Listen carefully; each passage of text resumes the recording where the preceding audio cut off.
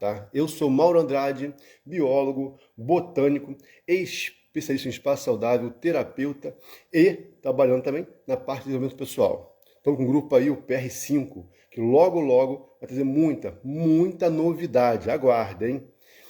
Opa, Cristian! Bom dia, Bom Mauro. dia, Tudo minha bem? irmã, tudo bem? Tudo na paz, né? Primeiro, Tudo bem. muito obrigado por você estar se dispondo hoje, né? Sexta-feira, um feriadão, e você aí no Hackney, né? 5 horas da manhã, tá? Tá Nicole. fazendo esse transbordo aí com a gente, né? Isso é sensacional, isso não tem preço, tá? Realmente é maravilhoso. Muito legal. Cristian, Isso. a nossa ideia aqui hoje é bater um papo sobre inteligência emocional, tá? É um tema bem vasto, né? Muito amplo, mas vamos pincelar um pouquinho, fazer uma introdução nesse conhecimento, que eu acho que é fundamental, né? Para as pessoas poderem estar justamente crescendo. Sim. Porque, no meu entendimento, a inteligência emocional, ela começa pelo controle das emoções, né? A gente aprender a controlar nossas emoções.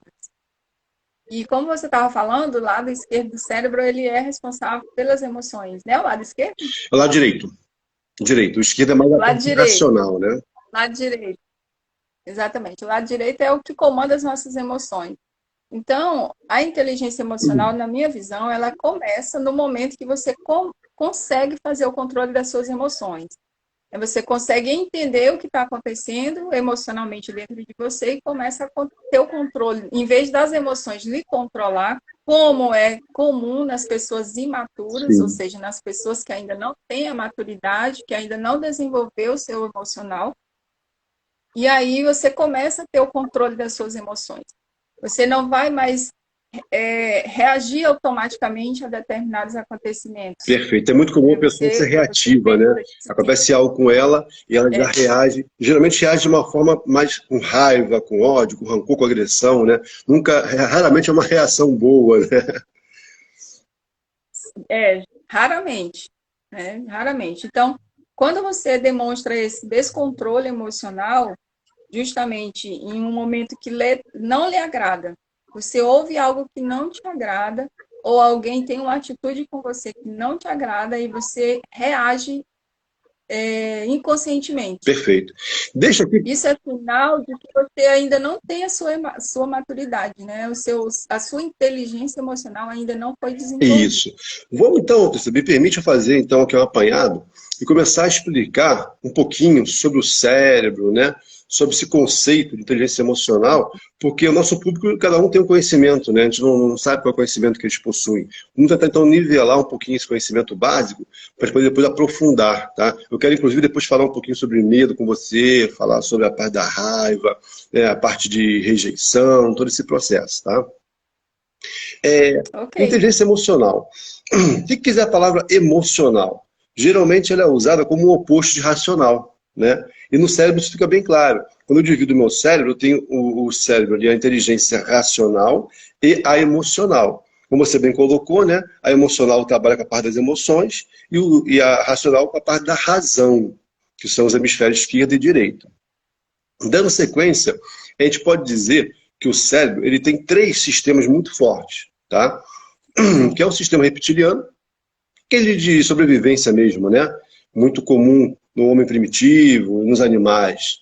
Temos o cérebro ali, o sistema nervoso central, que vai estar pegando as informações, processando, através da visão, da audição, do tato.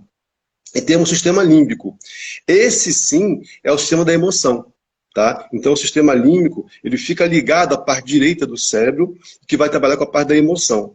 E a emoção, ela é o quê? É um estímulo que entra e gera uma reação, como você bem colocou. Né? Toda emoção é uma ação que vai vir de um estímulo, e um estímulo sensorial, geralmente. Tá?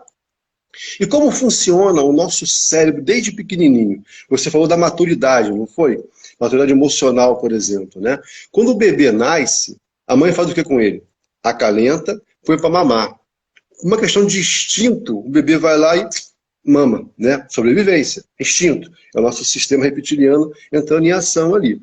Mas ele vai, ao longo do tempo, absorvendo um monte de informação pelo sistema nervoso, né, central. Vai pegando a audição, a visão, vai começando a criar essa maturidade que você falou. Então, só, já é importante te perceber que no começo a criança é uma esponja, né? Ela não tem nenhum padrão para comparar nada, então ela vai absorvendo, absorvendo, absorvendo informações que ao longo do tempo vai te dar essa maturidade. E muitas vezes também cria uma série de bloqueios, como a gente já viu aí em várias lives nossas, né? Então essa informação que vai sendo absorvida no começo é que vai definir o adulto que a gente vai ter no futuro, certo? Então, depois que a gente inicia nesse processo, a gente tem que começar a fazer que tipo de questionamento, né? Quais são os estímulos que eu quero receber para desenvolver a minha inteligência? É muito comum de pensar na inteligência racional. Tem aquele teste do QI, né? Que mede a capacidade da pessoa em relação a uma série de coisas. Mas eu acho que você vai concordar comigo que a inteligência não é única. Tem vários tipos de inteligência, né? Sim. Eu, como sou professora, né, você já sabe, eu trabalho com adolescentes já há mais de 15 anos. Né, e a gente percebe, né, mesmo que a gente não tenha o conhecimento, né, até a determinado momento, a gente percebe que há diversas inteligências. Nós temos alunos, pessoas que são extremamente inteligentes na área lógica, na área matemática. Enquanto nós temos outras pessoas, né, alunos, que são extremamente inteligentes na área das artes, né? Da música, da dança, do desenho, da pintura. Ou seja, existe várias inteligências. Tem outras pessoas que têm uma alta inteligência na oralidade. Sim. Nunca fez um curso Comunicação de oratória, nunca né? fez um curso, mas tem uma inteligência sobrenatural de oratória. Tem outros com inteligência escrita, né? Que é natural. Nunca fez nada além da escola. Sim. E escreve de uma forma espetacular. Eu gosto. Ou seja, a inteligência ela é diversa. Então, aí dentro dessa gama de inteligência tem a emocional, que é a que pode construir a nossa vida ou destruir. Sim. Se a gente não tiver ela desenvolvida. Eu gosto de dar um exemplo, Cristian, porque assim, até vai um pequeno desbloqueio para os pais, né? Como você bem colocou. Às vezes a pessoa é boa na área ali específica de raciocínio lógico, é boa em matemática, né? Tira 10 na escola, em física, e a outra criança não consegue tirar notas boas na escola. Aí o pai pode achar, poxa, ele tem um problema, né? Ele tem um déficit de cognição, de aprendizagem. Vamos pegar aí o exemplo do próprio Einstein, né? Foi reprovado várias vezes enquanto estudava no ensino ali tradicional, né? E depois virou um gênio. Se a gente pega aí o Ayrton Senna, o que ele fazia com o carro na chuva é algo inacreditável, né? É muito além da curva. Então, essa inteligência vão ter vários aspectos. Ela pode se manifestar de diversas formas. Então, os pais têm que observar bem os seus filhos para descobrir quais são os seus dons. Quais são as inteligências que ele vai poder desenvolver de forma mais tranquila, né? E explorar esse caminho.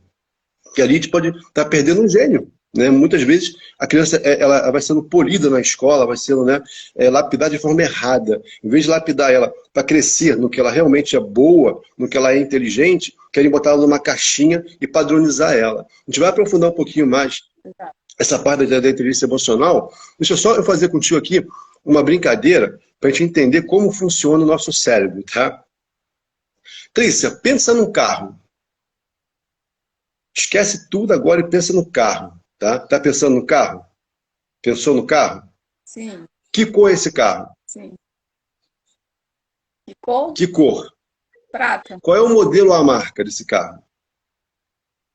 Honda. Honda. Eu, em algum momento, falei para você pensar no carro Honda prata? Não. Mandei você pensar no carro, não foi? Por que você pensou no Honda prata?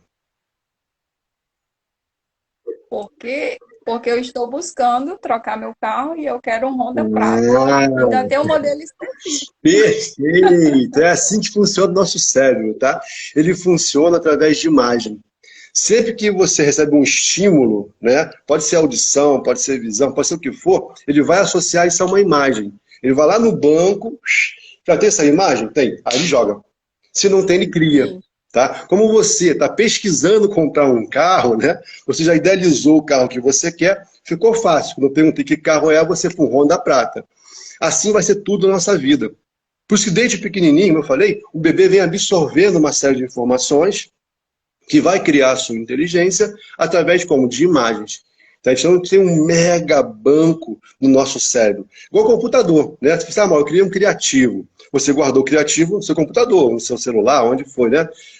Ali é uma imagem. Quando você quer, você vai lá e usa. Pá. É assim que o nosso cérebro faz. De início, ele vai guardando em imagem. Depois ele vai botando o quê? Sentimento.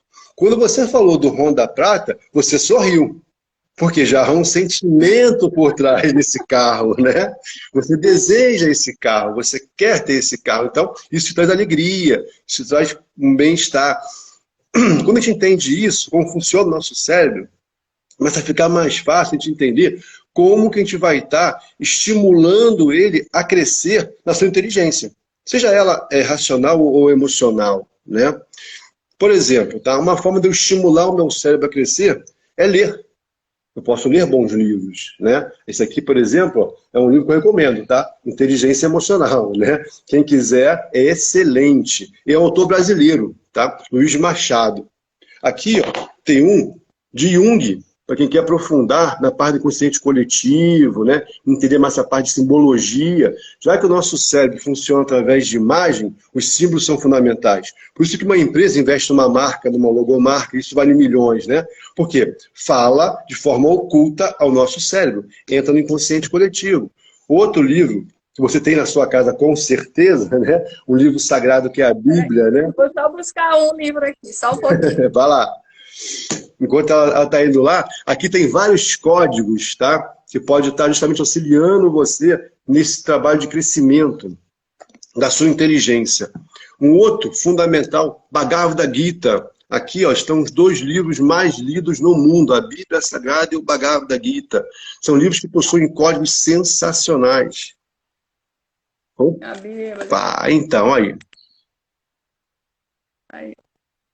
Toda marcadinha, Mário, porque eu marco. É isso aí. Aí tem a margem aqui para escrever, ó. Tem vários lugares quando Deus fala comigo alguma coisa, Sensacional. né? Eu anoto. Você vê que ela tem um código de cores, né? Ela vai botando por cores diferentes. É muito legal, tá vendo? O cérebro dela já começou a criar um padrão, né, para esse processo, tá? Esses estímulos, por exemplo, o que a gente está fazendo aqui hoje também, Clícia, esse bate-papo. Aí, mais Augusto Cury, conheço, muito bom, sim, é verdade. Inteligência socioemocional. Que é a sua praia, né? Que você mais domina. Ó. Porque, na verdade, assim, você como professor, você não é psicólogo. Muito bem, opa, Denise, tudo bem, Denise? Faça um abraço, minha querida. Sim, pode falar. Mas você acaba desenvolvendo essa habilidade pela situação que acontece no seu dia a dia de professor. Sim. Mesmo que você não queira, você é obrigado a virar um conselheiro emocional, principalmente na adolescência, né, que os jovens estão começando a se relacionar amorosamente. Perdão. E aí existem muitos conflitos, muitas dúvidas, né, muitos medos, e você acaba intuitivamente se tornando um psicólogo e tratando o socioemocional dos seus alunos. Então, o Augusto Cury, ele tem muito trabalho, né, escrito, relacionado, voltado para quem tem essa profissão, como essa daqui, a inteligência socioemocional, como a cura das emoções, professores, professores inteligentes, pais... agora eu esqueci o nome do título do livro. Então, não tem como a gente fugir disso na profissão que eu tenho. Né? É intrínseco, ele é uma coisa assim única, não tem como você, por exemplo, eu sou professora de química, mas aí você diz, eu vou trabalhar química, mas eu acabo trabalhando no socioemocional do aluno. E aí você acaba estudando e descobrindo dentro da química uma forma de você trabalhar o socioemocional. Uhum. Por quê? Porque as nossas emoções, elas são, como você disse, são geradas por estímulos externos que afetam o banco de dados que está armazenado no nosso cérebro, né, no nosso inconsciente, subconsciente.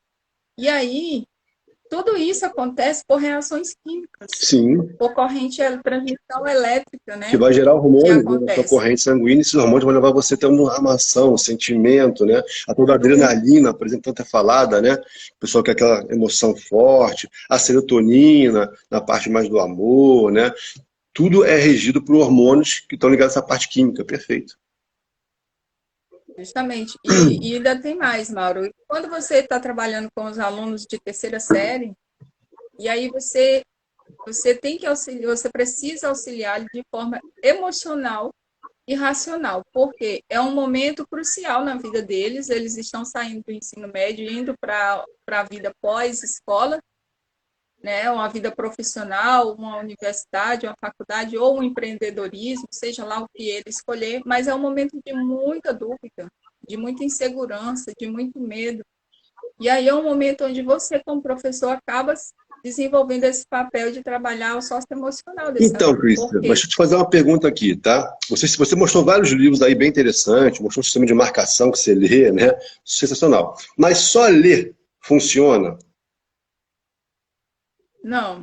Tem que ter um algo a mais. No caso, não funciona. A gente, como professor, a gente tem a prova viva de que não funciona, né? Você precisa praticar aquilo que você lê. Isso. Por E exemplo, olha só, um livro desse rapidinho, e aqui, tem que ter um estímulo que dê prazer àquela pessoa, né? Porque eu só faço as coisas movido por algo, geralmente movido por prazer. Se eu não tenho prazer no que eu faço, fica muito mais difícil eu praticar. E se eu não pratico, eu não vou ter a expertise, correto?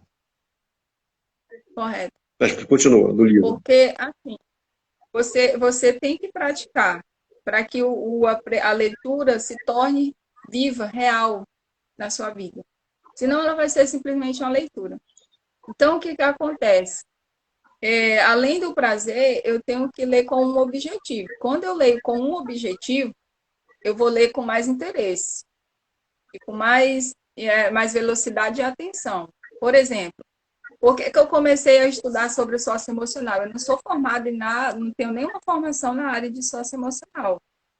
Mas a minha profissão e os acontecimentos na sala de aula me obrigaram, me forçaram a estudar esse tema, para poder auxiliar de uma forma mais séria e efetiva a vida dos meus alunos, para não direcioná-lo de forma errada.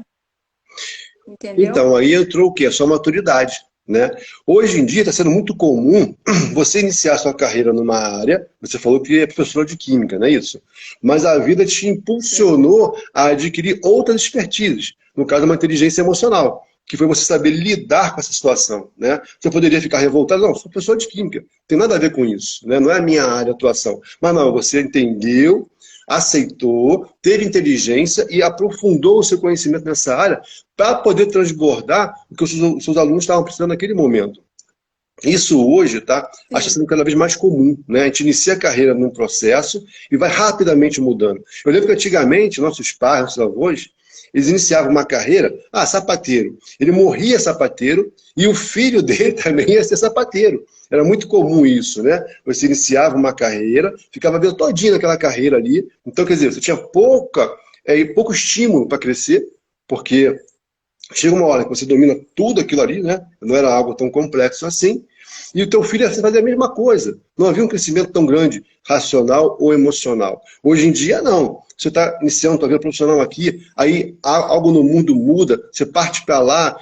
Por exemplo, a gente está entrando agora de cabeça no mundo digital, né? A gente tem uma nova maturidade, uma nova inteligência dentro dessa área aqui, que você vai ter vários bloqueios. Desde o bloqueio de se expor, que é muito comum, você ter medo de se expor, né?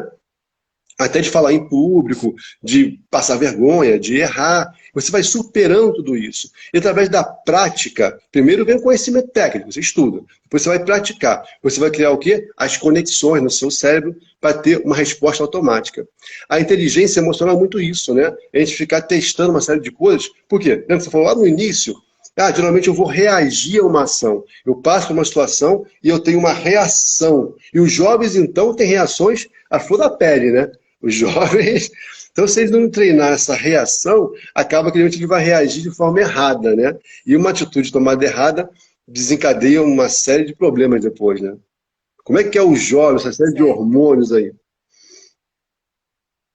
Ó, hoje em dia, além dos hormônios, o Mauro, a nossa profissão hoje é muito, muito mais complicada do que há 10, 15 anos atrás, 18 anos atrás, quando eu iniciei. Por quê? Uma coisa que interfere muito é a desestrutura da família. Sim. Né? Você tem a família totalmente destruída com o divórcio, ou você se envolve por um tempo com a pessoa e ali gera um filho, e aí a pessoa não sabe nem quem é o pai, quem é a mãe, vive por aí bolando na casa do tio, da avó, e assim sucessivamente. Então, isso daí afeta o emocional da pessoa, e essa pessoa ela é cheia de conflitos, cheia de mágoas, de rejeição, de abandono, e isso interfere demais na sala de aula, torna a vida do professor, desculpa o modo de falar, um inferno. Eu imagino. O professor não consegue fazer o trabalho que ele está lá para fazer, porque a sala fica um pandemônio, como dizem, né? Uma agitação só, e um agride o outro com palavra, agride o professor, desrespeita, porque a pessoa mais desrespeitada na atualidade chama-se professor. A sociedade, como um todo, ela quer que o professor resolva todos os problemas que os pais não conseguiram resolver, que o governo não conseguiu dar conta, ou seja, é tudo culpa do professor, é ele que tem que dar o jeito de resolver. Então, se o professor ele não tem uma inteligência emocional desenvolvida, se ele não tem as emoções dele firmadas, fortes, ele sucumbe. Sim, com certeza. É tanto que hoje em dia, a quantidade de professor afastado aqui na minha cidade, no meu estado, afastado do trabalho, com laudo, para ficar fazendo qualquer outra coisa, menos entrando na sala de aula, é a depressão, Caramba. é a síndrome do pânico, é a ansiedade. Por quê? Porque ele está carregando um peso nas costas que não é dele. Ele não está mais fazendo o trabalho dele. Por exemplo, eu fui contratada para ensinar química, mas eu tenho que trabalhar o socioemocional. Mas como que eu vou trabalhar o socioemocional se eu não tenho o meu socioemocional ou a minha inteligência emocional desenvolvida, fortalecida? Sim. Né? Até porque eu, como professor, estou passando por uma destruição familiar. Houve um divórcio na minha família. Eu separei do marido, com crianças pequenas, com salário pequeno. E agora, como fazer? Quer dizer, essa inteligência emocional, ela vai ter que ser aplicada em diversas áreas da sua vida, né? Se você se separou do seu marido com criança pequena, é uma área familiar. Mas na escola já era profissional. Então, você tem que estar o tempo todo virando essa chave, né, e trabalhando com ela. E você colocou uma questão muito interessante, tá? Quando eu tiro a base, que é a família, né? As pessoas não entendem isso, acham que tudo veio ao acaso. E não é o acaso, né?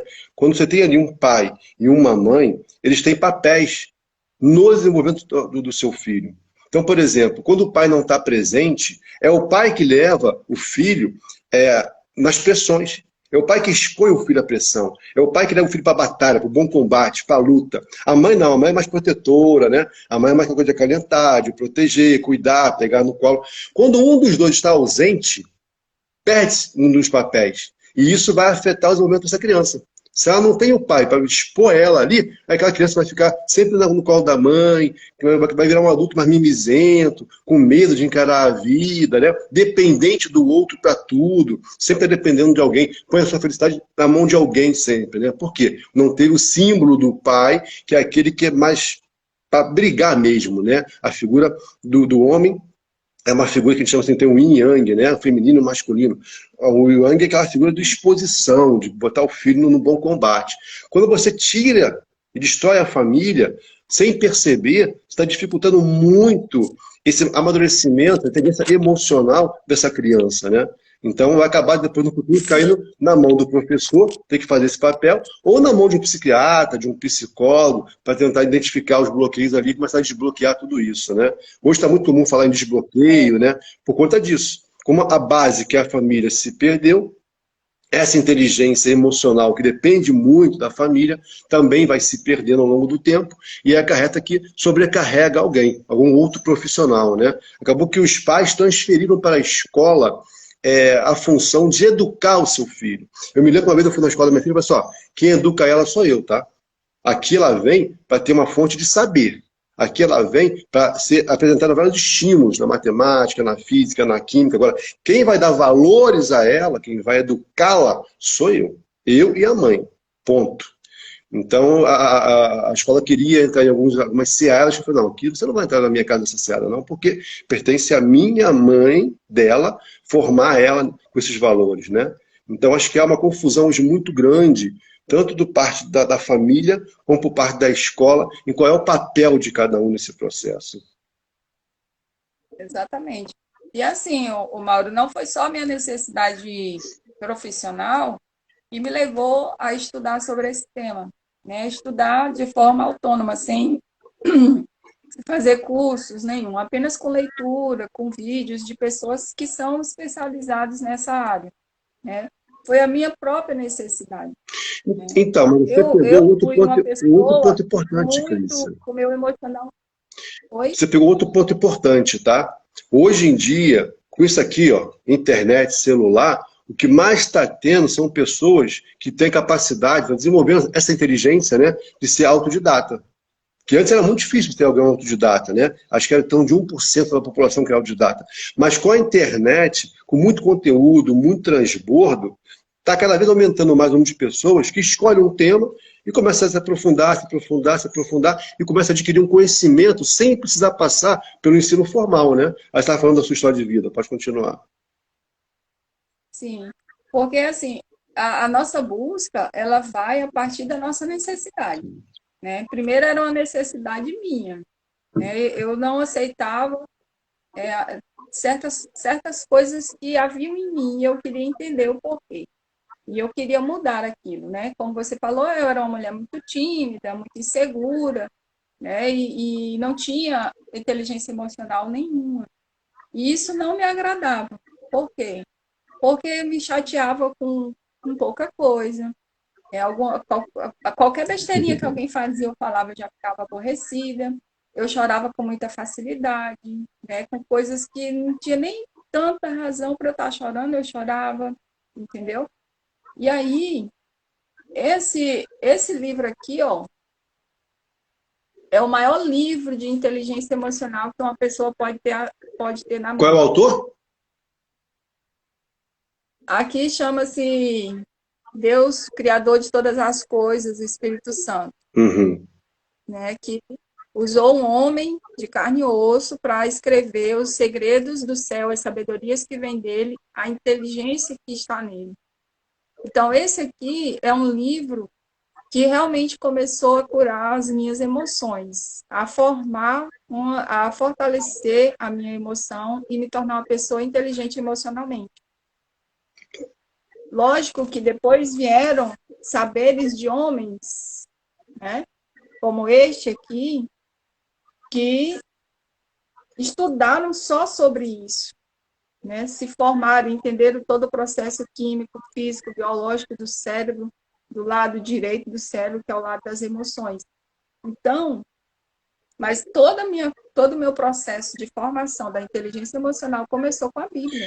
Tem vários códigos nela, né?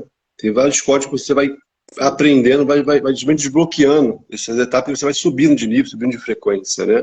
Então é fundamental você realmente ter esse suporte para poder estar dando esse crescimento e depois poder sozinho estar caminhando mais longe. Deixa eu pegar aqui a sua fala, Cris. Você falou que você se ofendia facilmente, né? E eu acho que assim, é comum as pessoas se ofenderem e ter aquela reação, que a gente falou no começo, né? Uma reação geralmente agressiva ou de timidez. Ou você se fecha, né? Ou você agride o outro. Quando você é ofendida, não tem muito para onde fugir, né? Ou você recebe aquela ofensa e fica aquele pé da vida ali, chateada, magoada, ou você já reage ofendendo o outro também. Quando alguém me ofende, claro, primeira reação, me sentir ofendido.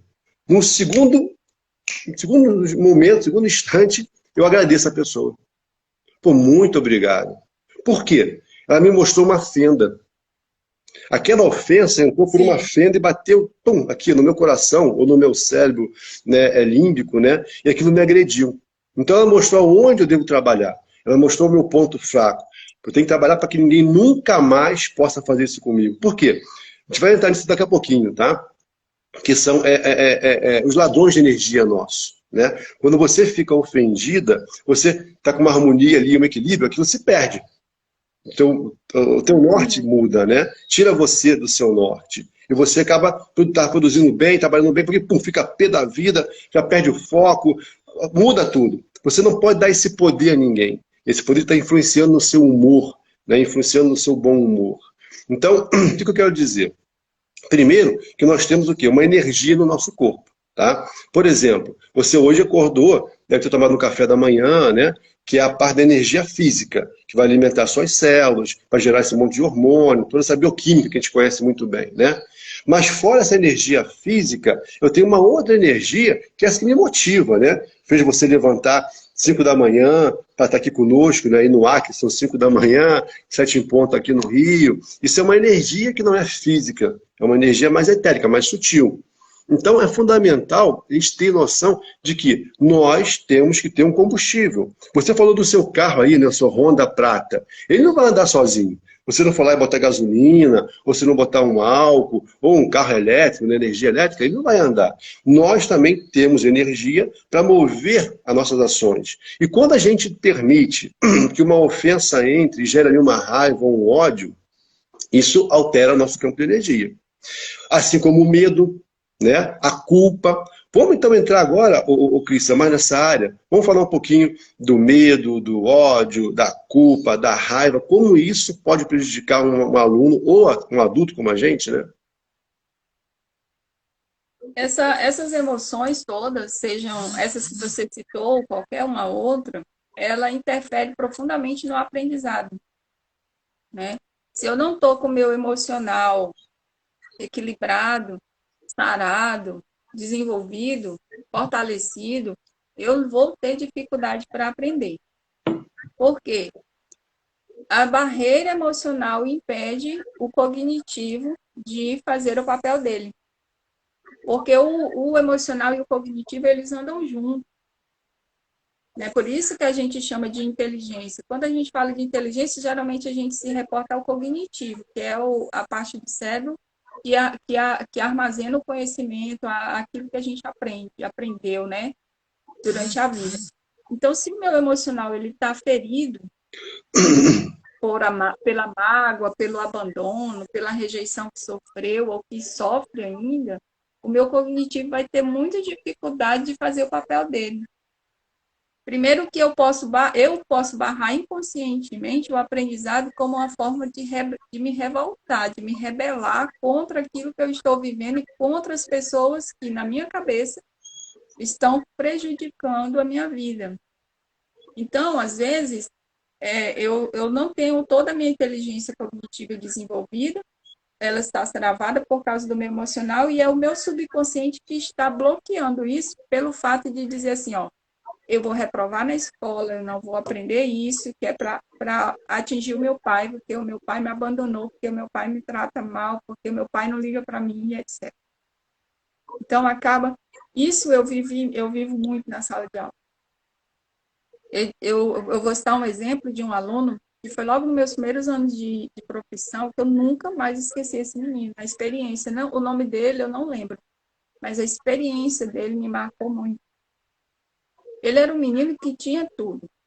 Celular de última geração, roupas da moda, sabe, roupas caras e tal. Ia e voltava de carro para a escola, de carro de alto nível.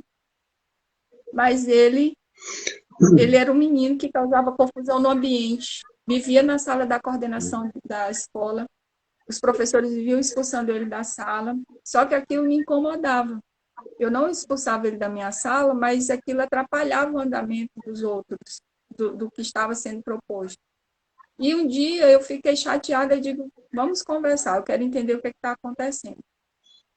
E aí esse menino disse assim, professora, meu pai separou da minha mãe, não liga mais para mim. É como se eu não existisse. E queria chamar a atenção, minha mãe né? é enfermeira. Minha mãe é enfermeira. Vive trabalhando de manhã, de tarde, de noite, de domingo, feriados, dia de semana. Quando ela sai, eu estou dormindo. Quando ela volta, ou eu estou dormindo ou eu estou na rua por aí, fazendo o que eu não devo. E a minha mãe me dá tudo que eu quero. Se eu pedir um celular hoje, ela me dá. se mata de trabalhar e me dá. Se eu pedir outra amanhã, ela já me dá. Ou seja, ela me dá tudo o que eu peço, mas não me dá o que eu preciso, que é atenção, que é estar comigo, que é conversar, entendeu? Ou seja, ele causava todo aquele ele não prestava atenção nas aulas, não fazia as atividades e tumultuava o ambiente. Tudo aquilo para quê? Para chamar a atenção de alguém, para a dor dele, que era a seguinte: ninguém liga para mim, ninguém se importa comigo, é como se eu não existisse. Essa era a verdade que ele tinha na mente dele. Mas Quando eu chamei ele para conversar, parei, dei atenção, ele mudou na minha aula. Sim. E toda vez ele ficava, quando ele queria, ele conversava. E falava tudo que ele estava sentindo. Então, na minha aula, ele mudou completamente, mas na aula dos outros professores, não. E os outros professores vinham perguntar o que é que eu tinha feito. Eu disse nada, simplesmente, nada demais, simplesmente parei e dei atenção para ele, conversei, só isso. Então... E aí disso, Mauro, a gente chamou a mãe dele, porque ele estava começando a se envolver com pessoas que não iam levar ele para um caminho muito bom. Não sei se aí na tua cidade tem, mas aqui tem aqueles grupinhos criminosos, sim, né, claro. faccionados, ele já estava Tem muito aqui. entrando naquele grupo, né? E aí a gente chamou a mãe dele, conversamos com ela, mostramos, né, o que ele tinha falado para a gente, e ali ela começou a dar mais atenção, reduzir os plantões, ficar um pouco mais com ele, e ele mudou completamente. Quando terminou o ano, ele era outra pessoa. Ou seja, ele estava com o emocional dele totalmente ferido pelo abandono, pela raiva que ele sentia, né? Pela impotência que ele tinha de mudar aquilo, de não saber como fazer, porque ele era um adolescente, né? Sim. E não tinha maturidade nenhuma ainda. Então ele tinha muita raiva, ele tinha ódio do pai dele, porque tinha abandonado ele, e ele estava vivendo daquela forma porque o pai tinha saído de casa e formado outra família. Entendi. E a mãe não tinha tempo para ele, porque tinha que se virar para sustentar ele e os irmãos. Sim. Algo comum hoje, né, na nossa sociedade. Porque então, é muito comum, Mauro, é muito comum, para finalizar aqui na fala, o pai separar da mãe e abandonar os filhos. Sim, sim. Sim. Entendeu? Abandonar em todos os sentidos, não só no sentido emocional, mas no sustento financeiro. Sim, no financeiro, no emocional. Então, pegando a sua fala, Cris, dá para te fazer de novo aquela síntese, né? Você falou da figura do pai, tá? Que abandonou o filho, né? Não só financeiramente, mas também emocionalmente. A gente já havia falado que o pai tem um papel importante na formação do filho, tá? Os estudos hoje mostram que a maior parte dos bloqueios que um adulto tem origem no pai. Que coisa, né? Eu até falo para minha filha, filho, ó, você vai ter um monte de bloqueio aí, eu sei que eu vou ser o culpado, mas estou dando o meu melhor, tá? Estou fazendo o máximo que eu posso, mas eu sei que eu vou te botar um monte de bloqueio. Quando você sentir algo, vem falar comigo. Pode vir falar, porque o meu conhecimento me trouxe até aqui. Até aqui eu posso negociar com você, discutir, te educar. Agora, tem coisas que estão acima do meu conhecimento ainda, né? Mas tem que amadurecer, que aprender. Então, eu sei que eu vou botar muitos bloqueios em você. Fala abertamente, joga para fora, vamos discutir isso. Porque a ciência mostra hoje que a ausência do pai gera a maior parte dos bloqueios. Cerca de 80% dos bloqueios. Então, assim, é algo muito pesado, né? Muito pesado. A mãe tem uma grande responsabilidade na hora ali de conceber a criança, né? De gestar ali a criança, de dar à luz essa criança. Mas parece que o pai tem um papel muito forte depois no desenvolver da inteligência emocional dessa criança. A sua ausência pode ser muito pesada. Esse é o ponto 1. O ponto 2 é a energia, está falando aqui. Ele pegou a energia dele e canalizou o quê? Para chamar a atenção. Como? Tumultuando as aulas. Então, entenda, eu sempre vou ter energia. Né? Ela pode estar mais baixa ou mais alta, e eu vou dar a direção a ela. Quando eu não tenho uma estrutura emocional boa, eu acabo dando uma direção errada. E é muito comum aos jovens querer o quê? Primeiro, entrar para uma tribo. Né? Você fala, Mauro, ele entrou para um grupozinho aqui de pessoas na cidade estranha, né? O jovem quer ser reconhecido, quer ser aceito, quer ser amado, está ligado à sua autoestima, né? Então ele entra numa tribo, ali ele vai se tatuar, ali ele vai colocar piercing, ali ele vai pintar o cabelo, ali ele pode roubar. Porque é aquela tribo que ele escolheu, né? Ali ele pode ouvir música, ele pode cantar. Dependendo da tribo, essa energia vai ser canalizada. Se os pais não estiverem atentos a isso, e não souberem lidar com isso, e aí entrou o quê? A sua inteligência emocional. Você percebeu, chamou para si, né? E tentou justamente dar uma orientação. Você ouviu. Acima de tudo, você ouviu ele.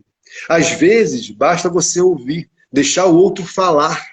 Sentar e ficar ali por 1 minuto, 5, 10, 15. É você doar o seu tempo, é você doar a sua atenção àquela pessoa. Né? Esses 10, 15, 20 minutos dele falando com você, você foi quase como uma psicóloga para ele. Ele botou para fora o que ele sentia, ele expressou aquele sentimento, né? Extravasou aquela energia de raiva, de ódio, que estava justamente limitando o crescimento dele. Você tem a maturidade de poder ouvir, entender, perceber, falar com ele, chamar a mãe dele e ter uma ação.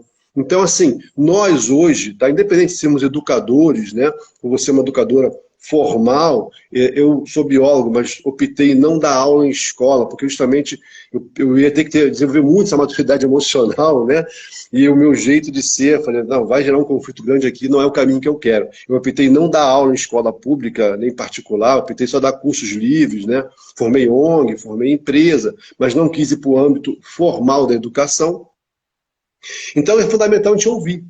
Às vezes basta você ouvir uma pessoa por alguns minutos e isso vai transformar a vida daquela pessoa. Por quê? Ela recebeu a atenção que ela tanto queria. Geralmente ele fazia uma agressão e o professor fazia o quê? Reagia com uma outra agressão, entre aspas, né? Que era puni-lo, expulsar da sala de aula. Era sempre uma punição, nunca uma escutatória.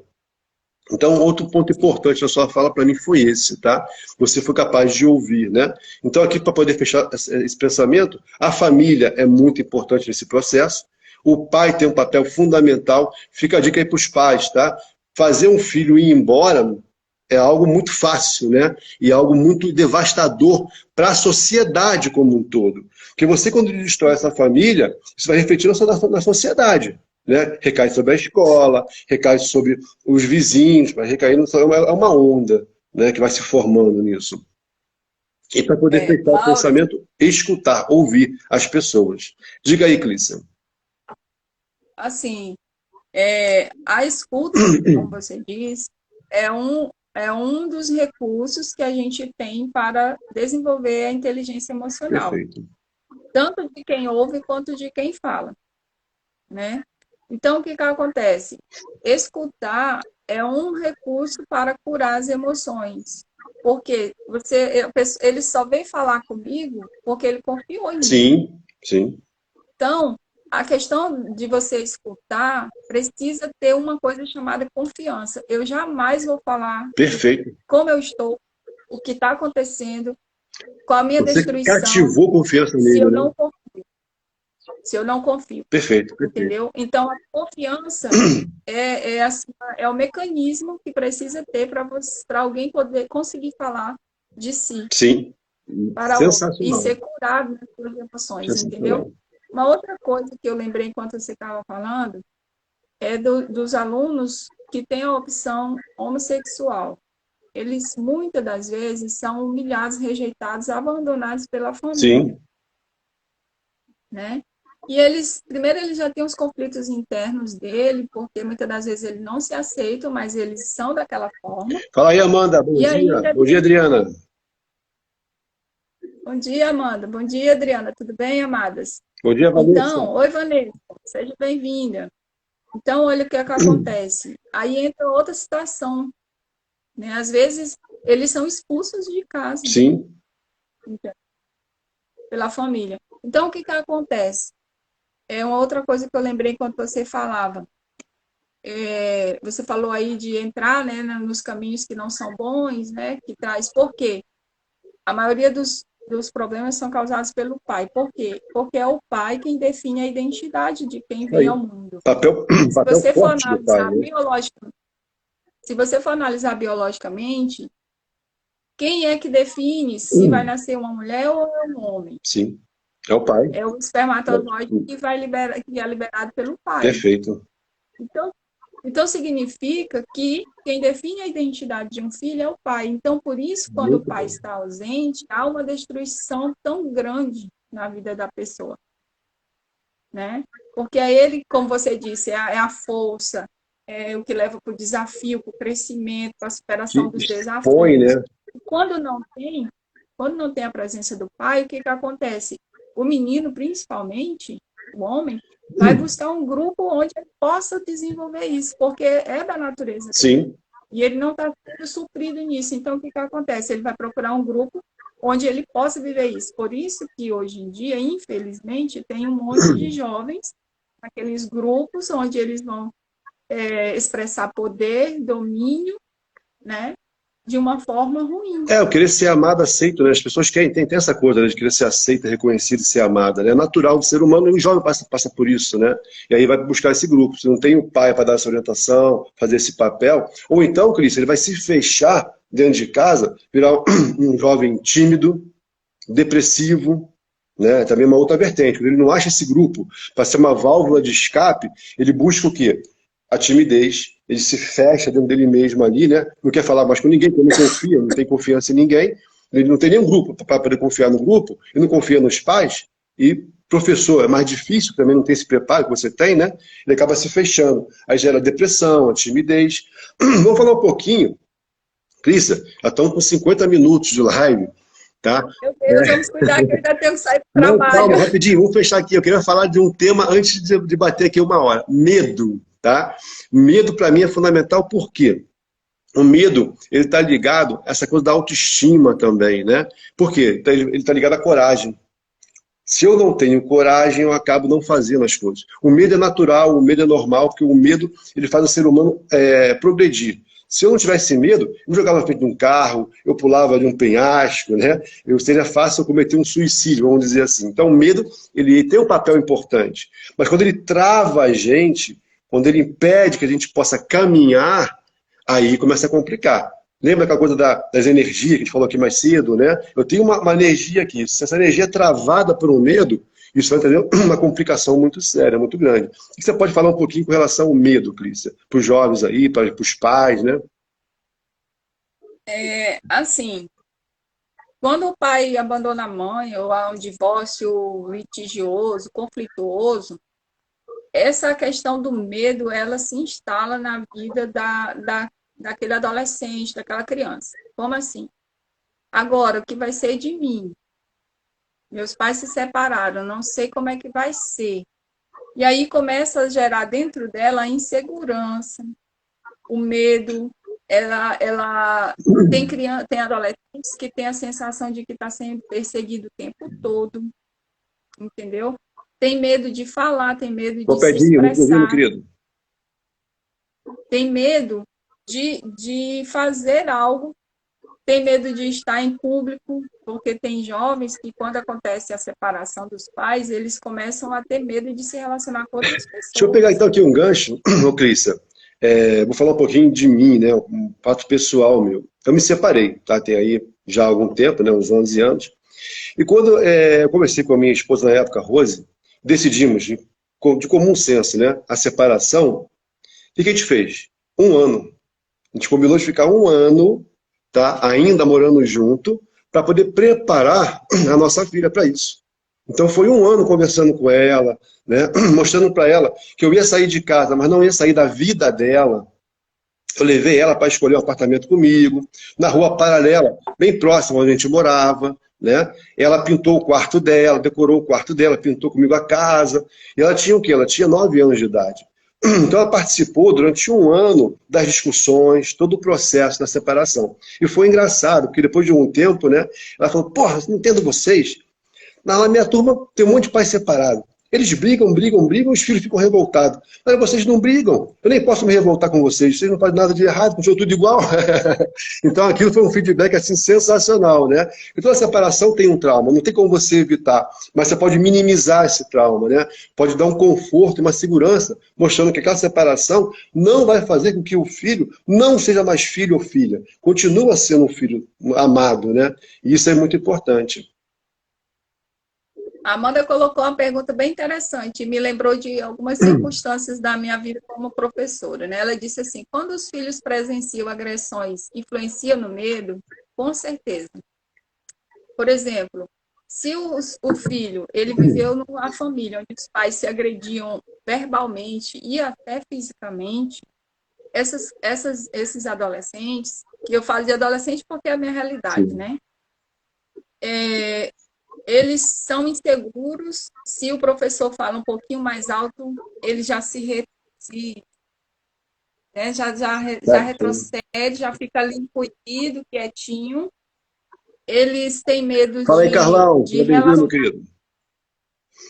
tem medo de se relacionar amorosamente, ou seja, evita um relacionamento amoroso, por mais que se interesse, se apaixone por alguém, porque na cabeça dele vai acontecer com ele ou com ela o que acontecia entre os pais. Então, isso aí já gera um bloqueio que pode prejudicar a vida familiar futura dessa pessoa. Eu, por exemplo, eu já tenho uma idade um pouco avançada, mas eu nunca me casei. Justamente porque vários fatores. Meu pai agredia muito a minha mãe, não fisicamente, mas verbalmente, psicologicamente, não só a ela, mas a nós todos. E quando meu pai saiu de casa, porque a minha mãe mandou ele embora, que ele estava tendo um relacionamento há anos com outra pessoa, minha mãe descobriu, né, e mandou ele embora. E aí, meu pai disse assim, Dona Clícia, se eu lhe encontrar com alguém por aí, eu lhe acabo em porrada. Olha só, e teu pai tem uma figura justamente, né, importante na tua vida, para tua identidade, faz uma ameaça dessa para você. Você imagina o trauma que isso causa, né? Ele disse para mim assim, se ele me encontrasse com um homem por aí, um rapaz, um namoradinho, fosse onde fosse, ele ia me quebrar todo. Mas, Clícia, vamos entender aqui uma coisa importante? Aí entra a culpa, né? Quer dizer, muitas vezes depois, você pode falar, o que eu fiz? Pode criar um sentimento de culpa, meu pai reagir assim, ou ele mesmo pode pensar depois de um tempo, poxa, prejudiquei minha filha. É só uma dica importante, tá? Todos nós sempre vamos dar o máximo que a gente tem com o conhecimento, com a ferramenta daquele momento. A culpa é quando eu vou avaliar algo do meu passado com a minha maturidade de hoje. Minha inteligência emocional de hoje. Eu não tinha essa inteligência naquela época, eu não sabia o que eu sei hoje, né? Então, isso é uma chave para você não se sentir culpado. Erro, todos nós vamos cometer erro. A gente aprende muito com os erros, né? Então, assim, eu tinha um conhecimento, eu cometi um ato errado, passaram-se anos, aquilo me gera uma culpa, um remorso. Eu não tenho essa culpa. Naquele momento, eu tinha aquele conhecimento e foi o que eu pude fazer, né? Então, assim, assim, como você passou por isso, seu pai também, de repente, no momento, pode ter passado por isso, né? Poxa, tratei minha filha mal. Então, não fique com de culpa, tá? A culpa é algo que vai também drenar a sua energia, assim como o medo, como o ódio, como a raiva, são elementos que drenam a nossa energia e tiram o nosso foco, a gente sai do rumo, né? Sim. Além disso, Clícia, Mauro, teve vamos assim, ter que marcar uma nova live, hein, Clícia? Que já tem uma hora. Vamos ter que marcar, eu estava pensando nisso. Eu já tenho que ir para o trabalho, não é feriado. Eu vou agradecer aqui a sua presença. 5 da manhã, você está aqui disposta na sexta-feira, foi sensacional, tá? Ei, Mauro, eu quero só colocar uma coisa. Além do que o meu pai falou, tinha eu presenciar esses momentos de conflitos entre eles, né? E também a minha mãe dizia assim, casar para quê, minha filha? Vai estudar, tem o seu emprego, porque o melhor marido que você pode ter é o seu emprego, porque ele nunca vai lhe abandonar. Então, tudo isso foi ficando no meu subconsciente, no meu inconsciente, entendeu? Não foi uma coisa consciente, não foi uma decisão consciente. Foi algo que foi... É lógico que eu não culpo nem meu pai nem minha mãe, porque, como você falou, era a maturidade que eles tinham naquele momento, era a experiência deles. Sim. Então, eles não tinham a intenção de prejudicar a minha vida. Verdade. Muito pelo contrário, eles tinham a intenção de proteger. Era o melhor que ele podia dar naquele momento, né? Estava dando o melhor dele, sim. Ele não tinha noção do mal que ele poderia fazer na sua vida, né? Olha a Amandinha aí, falando que realmente ela passou por isso, ajudou muito ela, todo esse processo, né? Beijão, Amanda. Clícia, 1 hora. Então, eu vou finalizar aqui para poder salvar essa live maravilhosa que ela tem guardadinha aqui, para que mais pessoas possam assistir, né? Finaliza aí um beijo no seu coração. Obrigadão por todos aí estarem presentes. Já só lembrando, tá? Hoje à noite vai ter o nosso clube falando de planta medicinal, ornamental, né? E segunda, quarta e sexta, sempre da manhã, uma convidada ou eu vou estar aqui batendo esse papo aí sobre a parte da transformação. Vai lá, Cristian. Finaliza, por favor. Exatamente. O pai e a mãe, tudo que eles fazem, eles só têm uma intenção: proteger. Proteger o filho. Em nenhum momento eles têm a intenção de prejudicar, atrapalhar a vida deles. Quando meu pai falou isso, quando a minha mãe falou isso, eles tinham a intenção de proteger a nós, eu e meus irmãos, não de nos prejudicar.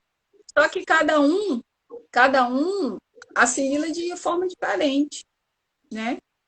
Então, assim, eu quero agradecer essa live, essa presença maravilhosa, esse assunto incrível que eu amo. Se deixar, fica aqui horas falando. E realmente, a gente vai precisar marcar um outro encontro. Vamos sim, vai ser um prazer. Porque é maravilhoso. Amanda, foi um prazer te Beijão ver. para todo mundo aí, Adriana, Amanda, Denise, Carrão, nosso amigo aí, todo mundo, tá? Tchau, tchau. Tchau, tchau.